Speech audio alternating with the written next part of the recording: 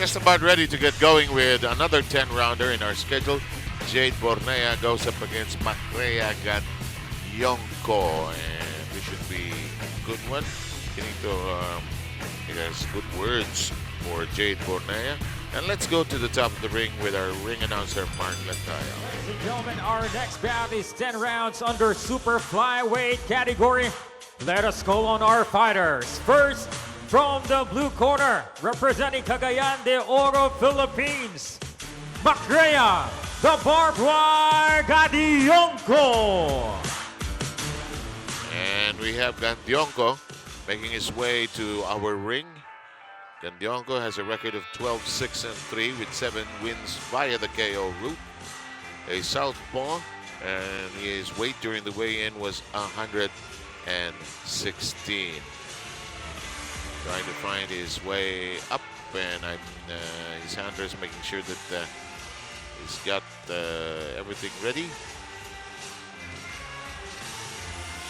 And getting some final instructions. Let's send it back to the top of the ring to meet the opponent. Gandionco.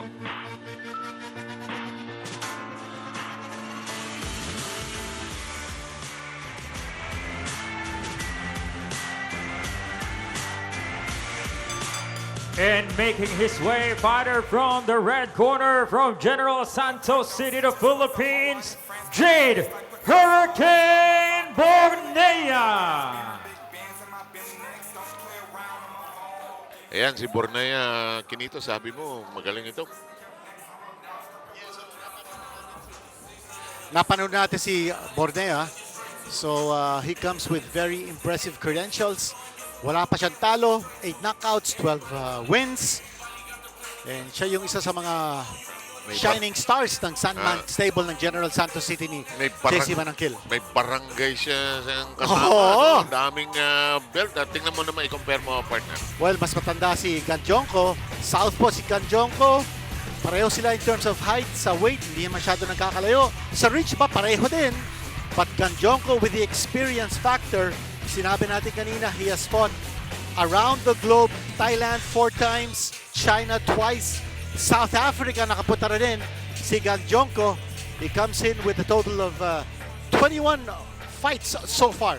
Okay, let's go back to the top of the ring for the formal introductions. Ladies and gentlemen, we are live here at the Midas Hotel and Casino here in Pasay City, Philippines.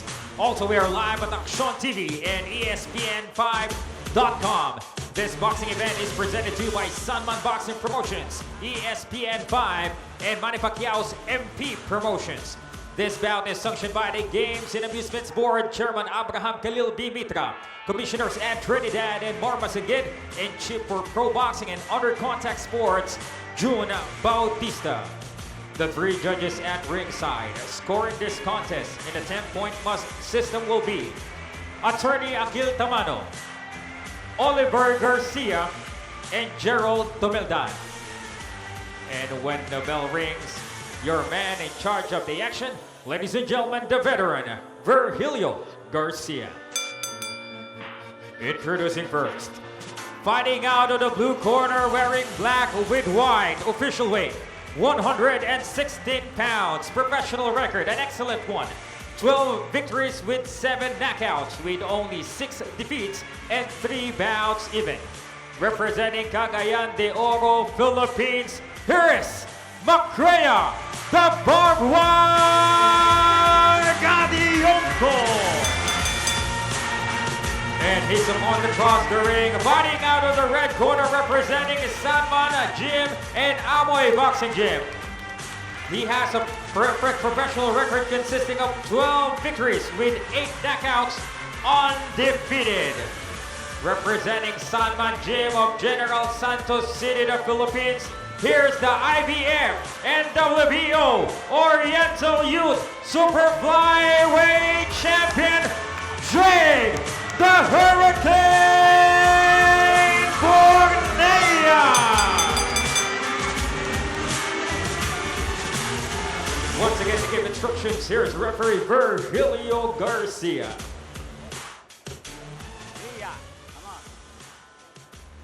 Sige, baba natin ang konti lang. Pantay puso. Yeah, okay lang.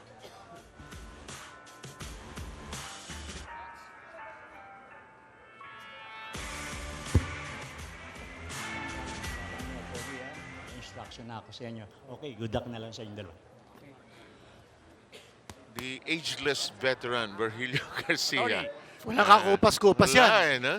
At saka And, papaluin niya yung glove ng mga boksingero pagka hindi niya gusto yung ginagawa. Vir Garcia, third man of the ring. Kakatawa ito mga ito. He's already 70 years old. Hindi halata, no? Oo, sabi ko nga sa kanya, hindi naman halata. Kanya, Kinakantsawan mo Okay nga lang, na oo. kung si Oliver Garcia, anak niya eh. No? Pero hindi daw. Kapangal. Pero he's more than happy to be where he is and also ready to pass it on to the next generation. Pero sabi mo nga, batang-bata pa si Virgilio and he will work this fight to his utmost best. That's always. Gandionco, kaliwete siya, no? So he's a southpaw. Watch him there. Reach out with his right hand. Gandionco, halos parehong itim yung trunks ng ating dalawang boksingero. Within distance ito, mukhang mas mahaba si Gandionco kaysa kay Bornea. Tingnan mo, no? And si Bornea hindi naman umaatras. All black si Gandionco. Yung Sandman colors. Ang ganda. Gusto ko yung stable na may uniforme. Ang ganda tingnan, ano? Yung mga groups like Alan, different fighting groups. Maganda tingnan, eh. Tsaka pati yung mga handlers naka-uniforme. Maganda tingnan. Gandionco looking to have an edge also in height dito, ano?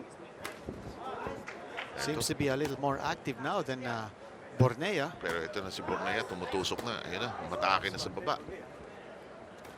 Ano yung assessment mo kay Bornea nung una mong makita ito, nung lumaban ito? Boxer puncher. Certainly can punch. Also has good boxing skills. Ayun. But Lumalaga ito to, ha? si Gandionco, he's not backing off. Ha? Oo. Wala siyang respeto dito kay Jade Bornea. Wala akong pakialam dyan sa record na yan. Sige, atake. Pumapasok siya rito, umatake, sa being bodega. very aggressive. Saka may lumulundag pa bago matake. Ito, sabi niya, sige, suntok ka, kaya ko yan. Oops, naipit. A lot of punches being thrown by Bornea sa katawan. Ha? Walang iwas-iwas dito. No? I think Wala. both these fighters are in to engage. Yes, we At go. hindi sila natatakot sa isa't isa. I don't think so. Kompleto na yung first 2 minutes of this fight. And it's first round. That is. Ayan, yung Gandionco, initiator siya. Eh, oh. Bang! Lusob! Ayun, kumaka-counter mo yung Bornea. Nice counter off the ropes by Jade Bornea. Nakakalusot yung mga tama niya. Well, one thing about Gandionco, very active siya rito, no? Oo, siya yung nagla-light ng fire eh. Throwing shots, pero parang nararamdaman ko yung lakas ng suntok ni Bornea dito, no? From our seat at ringside, Tumatalab na, no? ang lulutong ng mga suntok dito ni Saka, Bornea. tingnan mo yung hand speed, ano? Yeah. This guy's a classy fighter. You also see the combinations that he's throwing. Kabit-kabit, no? At saka yung kanyang dalawang kamay, close to each other. It's a very tight defense na pinapakita dito ni Jade Bornea. Punches of punches, bushels, buckets of punches. Yep, we're done. End of the round, First number one. round.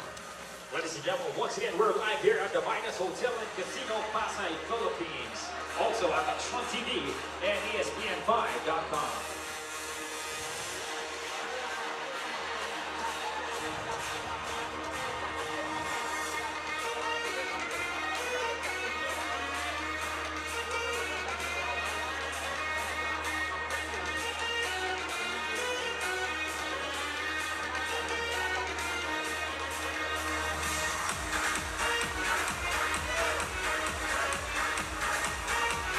Okay, let's take a look at action from the first round here in our battles at Midas. You see the attack coming from Gandionco, tapos biglang umatake naman. A counter-attack coming from Borneo off the ropes. At biglang hindi na sumagot si Gandionco. Ha? Yep. Nung natamaan siya ni Bornea. Manimik pa rin sa deliver. Virgilio Garcia, our third man in the ring, tells the fighters, get back into action, gentlemen. First round, unofficially sa ating scorecard, napunta kay Bornea. Not without action from Gandionco, huh? No, no. Gandionco, It was a close first round. Yeah, actually. Hindi one-sided yun. Uy, pero ang ganda tumiming ng Bornea, ha? At tumatama yung kanyang kaliwa. Ayan, no? Tingnan mo yung volumes, eh. Yeah. Hala, sige, dik-dik. Ito, ubusan ito. Ang ganda ng kaliwa dito, no, ni Jade Bornea. Ayan, bilis eh. Ayan, at saka maramihan kung sumuntok kinito. Walang tipid-tipid. Pero yung Gandionco, sabi bakan tayo. Wala kasusuntok actually yung Gandionco. Pero mas maganda yung angulo na ginagamit ni Bornea. At saka yung timing. Ayan na si Virgilio Garcia, tinatapik yung mga glove. Medyo mababa, pero... knockdown! Masyadong malalakas yung mga suntok ni Bornea. You know, I'm also surprised he's fighting out of the southpaw stance. And we have the first knockdown of the fight. Ayan, si Gandionco, baka may iniinda na. Biglang nagko-cover na. Not as aggressive as he was earlier. Alam mo, sino ba yan dito ni Bornea? Si Gandionco. Gandionco is actually a southpaw. But some shots being scored here by Bornea. Yung tuhod ni, tingnan mo yung legs ni Gandionco. Gulay-gulay na. Alam mo, ang problema dito ni Gandionco is that hindi siya marunong kumapit. And he's not a defensive fighter. That is a good point. So, he's here to engage. Kanya naman, this is turning out to be a very entertaining fight. Hindi umiiwas si Gandionco eh. He's here to fight. Sumasabay siya. Oo eh. Ayun, Uy, nice uppercut. Pumasok yung Gandionco. And another left hand that hits the target. Napigilan doon si Bornea. Yan, sabi ni Bornea, sandali. Bagamat may knockdown ako mahirap na. Pero ito, And there he goes again. ang dami na suntok eh. Umiilag ka pa lang, dumarating na yung isa eh. It's a battle of southpaws now. Yep.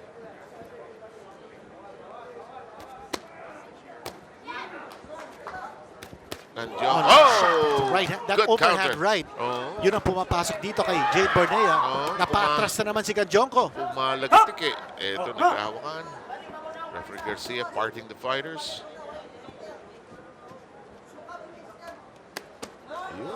Up, down, up, down. Ang luluto ng mga suntok ni Correct. Bornea. And look at Gandionco fighting back. Look at him throw those punches. And I think matapang. both fighters are enjoying the action actually. And the crowd is as well. And we're done with this round. Already with a knockdown here in this second round. Presented to you by Sunman Boxing Promotions, ESPN5 and Macrea's MP Promotions. I'm sure we're going to see this in a short while. Just Knockdown in. yeah, of I'd like course. to see that again. Pumitik eh. Ito, tingnan natin kung ma-load natin ito, ma-unpack natin ito. Again, from the Midas Hotel and Casino, our boxing card. Let's see here.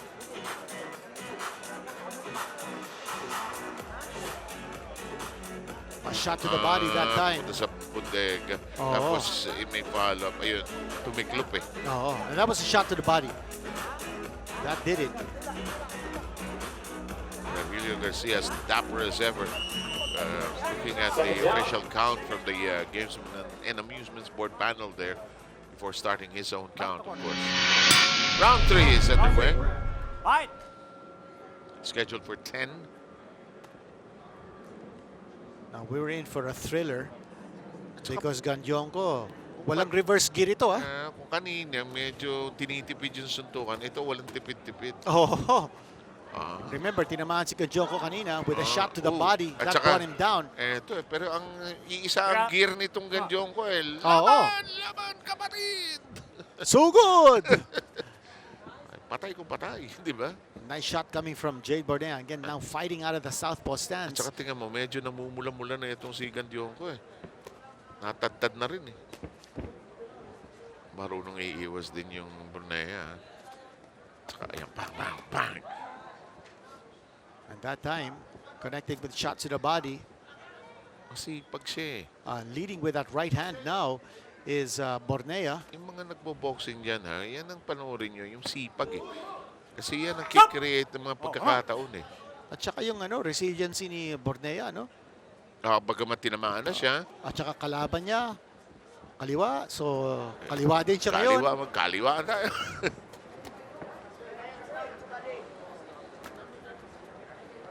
And very aggressive si Bornea. He's not looking to back off. Hindi madaling gawin yun Si-shift ka ng stance, ganun lang. Switch hitter. A guy ni Terence Crawford.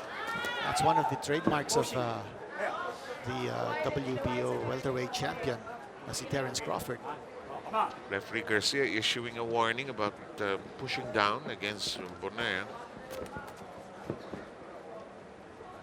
Pakapagod yun pagka tinutulak ang ganun eh. Ito si Bornea, no! Changed his position, swung around completely. Pero Gandionco also showing good foot movement. It's circling away from the punches ni Bornea. That time Gandionco pinning Bornea to a corner and along the ropes. Now he's on top of Bornea. But Bornea, excellent in fighting off the ropes. Excellent. Ganda ng technique ni Bornea. Well coached eh, no? Well trained eh. Oo. Ganda ang galaw niya. Pati stance, forma. At saka, kabit-kabit yung mga suntok Oh, niya. yun ang mahalaga dun eh. Ayun, Doesn't give a chance for his opponent to come back. But si Gandionco, sabi niya, sige na, laban kong laban, sugod ko sugod dito. Yun na naman. Ito, sunod-sunod oh. Yung mga suntok Apat ni agad eh. Bornea. Some of those punches, however, landing on the gloves of That Gandionco. is true. And poking that right hand to the midsection. Pero kahit na tumama, napapatrabaho ka, napapagod ka, dumidepensa ka eh. Samantala, final seconds of this third round, already with one knockdown here in the second, issued by Bornea, and we're done. End of third round.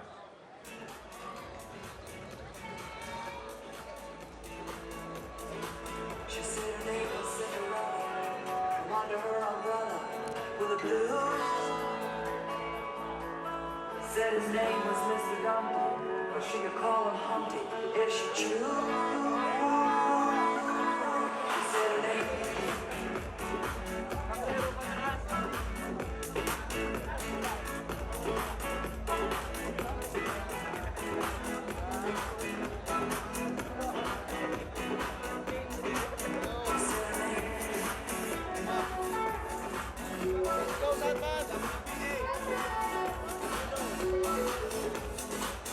And you are back with us. We've got a good size, very beautiful crowd here at the Midas Hotel and Casino. And we've got a good boxing card. In fact, the fight we're having right now is quite an experience and entertaining at that, involving our two fighters. We're just ready to begin round number 4.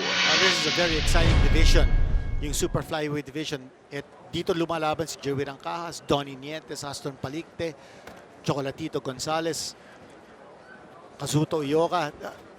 This division is probably one of the most exciting divisions despite in the fact professional boxing it's today. quite crowded. Ano, tingnan mo eh. No? Daming mga gagaling na boksingero in the super flyweight division. Saka halata mo yung mga countries that provide the boxers. Ano? Halos pare-pareho rin. Eh, no? Dahil sa size, figura ng katawan. Mantala, nakita ko dumating yung mga IBF officials yata. Ito yung para in preparation for yung world title fight natin mamaya. Ito. Anong kulang sa ginagawa ni Gandionco ganito?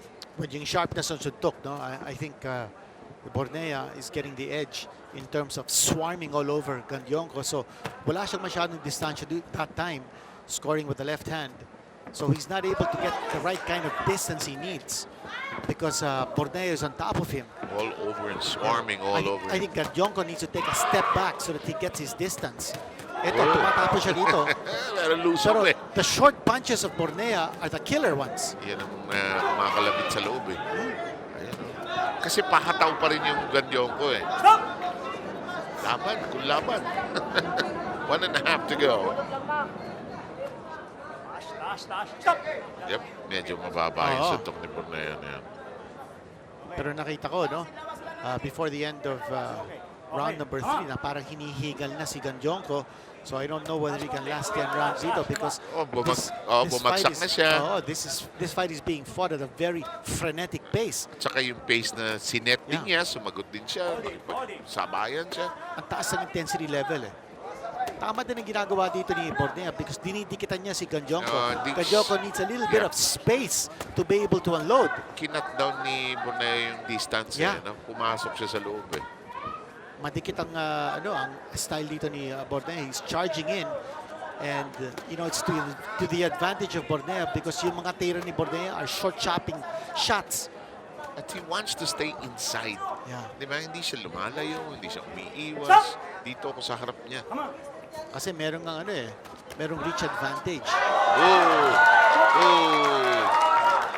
That's a second knockdown now. 5, 6, And I don't know if he will get up. He gets up, pero he's grimacing in pain. come on. Hindi maitaas yung kamay. Oh. Pero okay pa rin eh. Lumakad pa ng matuwid. Okay, second Here's knockdown. Bornea again. Ayun na, Look at the tinitik-tik way na. he's throwing punches to the side of the body. Inaantay ni Virgilio Garcia kung papasok siya, pero ito, nakagalaw pa si Gandionco. And parang raging bull ito si Bornea kung lumaban eh. May suntok pa rin yung And Gandionco. survived. Gandionco survived the second knockdown of this fight. And it's because wala siyang distansya while si Bornea is all over his opponent. Yes, indeed. Ang jabiset mo sa naong, lawas And ka we'll pa, try balikin mo to sa lapas, lalo na pagka ayaw sa naong. Move back our digital recording and see where the knockdown happened. The second one of this fight, we'll spot it here, most likely. That's a shot to the body. Yun, no? Ininta niya eh. And then he goes down. Watch it here again. That's a second shot to the body that felled Gandionco. Tusok na tusok eh. Oo, delayed reaction yun, pero naramdaman niya. You know, with a shot like that to the side of the body, could have a cracked rib. Pero mukhang lalaban pa ito si Gandionco. Tapak din eh. Oo. Tapak din eh. Damdam na damdam niya yung mga suntok doon sa tagiliran. Hindi, tama yung sabi mo. Slow mo na nga, delayed reaction pa nga kanina. Gulat tayo, biglang matigas eh. Round 5, kalahati na ho tayo. Dalawang beses na bumagsak si Gandionco, both from body shots. Second round at saka nitong huling fourth round. In fair na quality, rather na quality fight talaga. Yeah. And yung quality and a pressure fighter. Pwede na. Lumaban na ba ito internationally? Lumaban na ba sa abroad? Mukhang ready na ito. I think he will be ready. Oo, ready na ito. This is his coming out party because, well, this is an international fight card. Yes, indeed. And yung mga laban natin are being shown all over the world, to Nicaragua, to the US. And Ito, low shot. nagka-apologizan kasi medyo mababa yung hataw na yun. Kasi namumudega pareho eh. Bornea looking for the proper opening now. Ang ganda niya kumapit kinito. Ang ganda niya And gumawa this na is sa exactly where Bornea wants his opponent. Ah. In front of him, he's got the distance. Tumatama ang kanyang mga shots to the body. While si Gandionco, hirap siya rito. No? He's throwing haymakers. Pero hindi masyadong yung landing hindi solid eh, hindi square. Na-absorb lang ng suntok Yeah. eh. Baliwala. Binabrush off lang ni Bornea. Ay, pagod na yung Gandionco kasi pakataw din yung laban niya eh. Oh, a perfect solution for Gandionco. Just take one step back just to give him that extra space to throw his shots. Saka wala ng jab-jab ito. Oo. Di ba? But, you know, Bornea is not giving him the chance because pressure fighter nga ito si Bornea. He's right on top of his opponent. Hindi niya binibigyan ng pagkakataon There he si is. Gandionco to throw those punches. And again, Bornea, Has him as his opponent on the ropes. ang daming suntok ni Bornea dito, no? You can see that he's really in good condition. Round 5 tayo, hindi hinihingal. Ang dami pa niyang suntok na binibigay. Saka panay ang atake, no? Panay ang lusob niya rin niya. Yung pressure. At saka may saysay yung atake niya. We have not seen him take a step back. Oh. Ito na naman. A shot to the body once more. Sa Katawa bodega na naman may yun. Gandionco. Katawa na naman. 6, 7, Hindi na yata. Oh, yes. Oh, Sabihin ko sana that baka hindi na bumangon, but bumangon pa. That's a Ah, third doon. knockdown now. Doon pupunta si Bornea. Oh, Wala na. that's a shot again. Tapos na. Gandionco is just in pain. Gandionco is in pain. That's his second knockdown, and it's over. What a performance by Jade Bornea. We told you so. Sabi nga natin kanina that this guy is a shining star sa Sandman stable ni JC Manangkil, and he proved his worth. And Jade Bornea now moves up to 13-0. Boy, very This guy's gonna go impressive. far in his career. Very, very impressive. Pressure fighter. Gumamit ng utak niya, no? I thought a very intelligent fight plan. Saka ano, persento ginawa niya, no? Hindi wasted ang energy niya, ang motion niya. At may power. Yun, I yun. think that's very important. Yun. For someone to make a name for himself internationally, you've got to have power.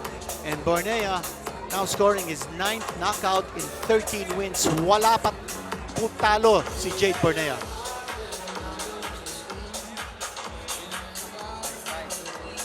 Samantala, ito, picture taking.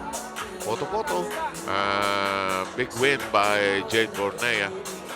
Ano tayo? 5th round, ano? 5th round na tapos. That's right, 5th round. And a total of 4 times pinapagsak niya si Gandionco. And you gotta give credit to Gandionco. The Yes, guy never indeed. took a step back. Gandionco now drops to 12-7-3. He came to fight. Oo, He came to try to hindi win. umatras. Oo. Actually, siya pa nga nag-umpisa nung sinaing eh. Siya nag-initiate ng aksyon.